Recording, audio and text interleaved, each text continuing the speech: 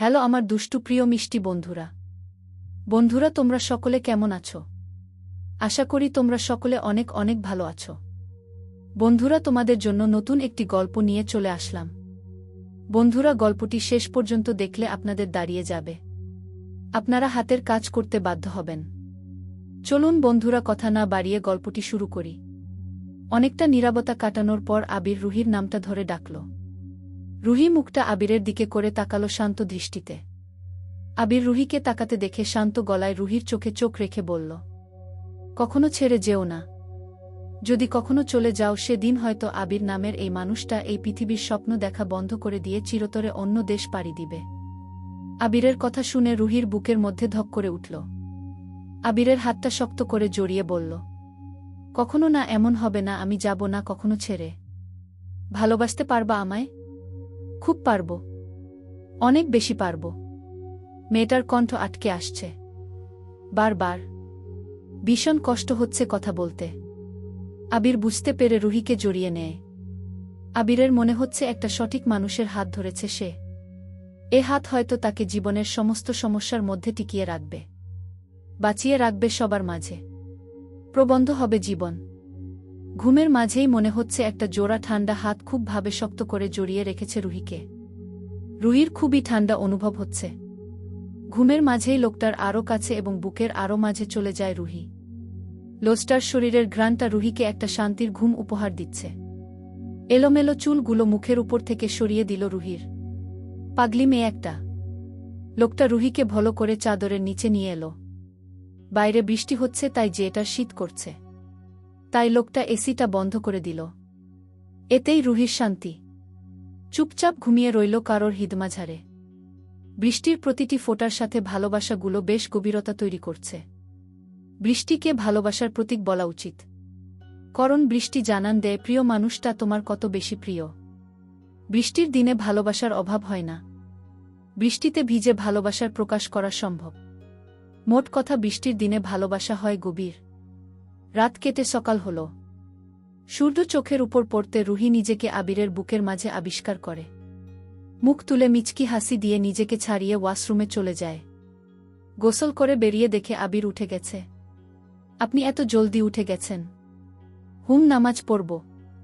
ওহ ঠিক আছে। আবির ফ্রেশ হয়ে আসে, দুজন একসাথে নামাজ পড়ে নেয়। আমি খাবার তৈরি করতে যাই, ছায়াকে দেখে আসি। ও তো সারা রাত একা ছিল। আচ্ছা, আমিও অফিস যাব। ঠিক আছে, আমি সব গুছিয়ে দিয়ে যাচ্ছি। রুহি সব গুছিয়ে দিয়ে বাইরে গেল। রুহির যাবার দিকে আবির চেয়ে চুপ করে রইল। এমন করে তার জন্য কেউ কখনো সব ঠিক করেনি। তোমার থেকে আবির কখনো কিছু আশা করেনি। সত্যি একটা খুব ভুল মানুষকে ভালোবেসেছিল আবির। রুহি খাবার রান্না করে টেবিলে রাখতে বলল সার্ভেন্টদের। তারপর ছায়ার খাবার নিয়ে উপরে এলো। ছায়া কোলবালিশ জড়িয়ে ঘুমিয়ে আছে। রুহি গিয়ে ছায়াকে ডাক দিল, ছায়া, এই ছায়া। উঠ বাবু, খাবার খাবি তো? ছায়া আস্তে উঠতে চাইলে পেটে ব্যথা অনুভব করল। কিরে, সমস্যা হচ্ছে? না চিন্তা করিস না, একটু ব্যথা আর কি। ওহ।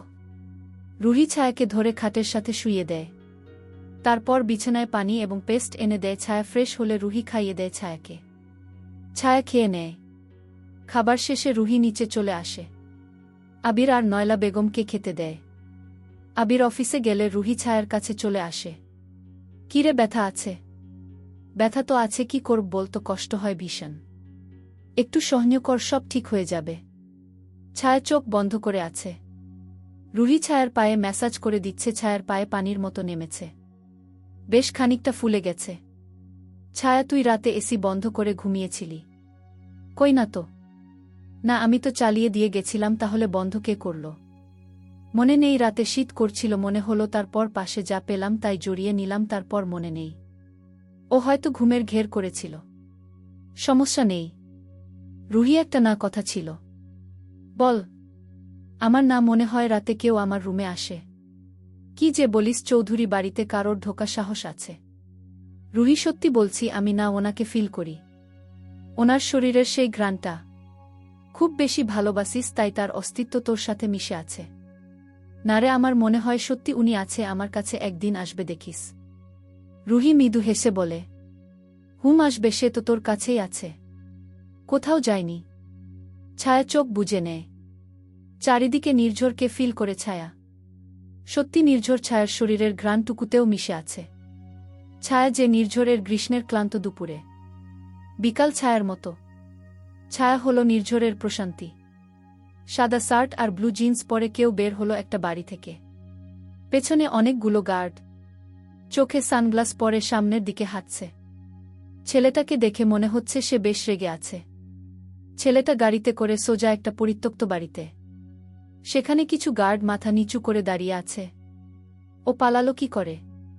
ছেলেটার কথা শুনে সবাই মাথা নিচু করে আছে। কি হলো, কথার উত্তর নেই। কেন ও পালালো কি করে? চিল্লিয়ে।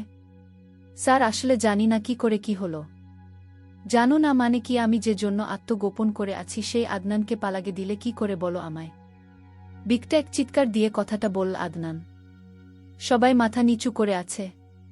স্যার, বুঝতে পারিনি এমনটা হবে। তোমরা কিছুই বুঝতে পারো না। গিয়ে ওকে শহরের প্রতিটা কোনায় খোঁজ, 2-4 ঘন্টার আগে ওকে আমার সামনে চাই। জি স্যার। সবাই বেরিয়ে গেল। আরিফ? জি স্যার। ছায়ার দিকে খেয়াল রাখো। আদনানের চলে যাওয়া মানে আমার ছায়ার উপর ভয়ের প্রভাব পড়া। জি স্যার। আদনান তোকে এবার আর ছাড়ব না।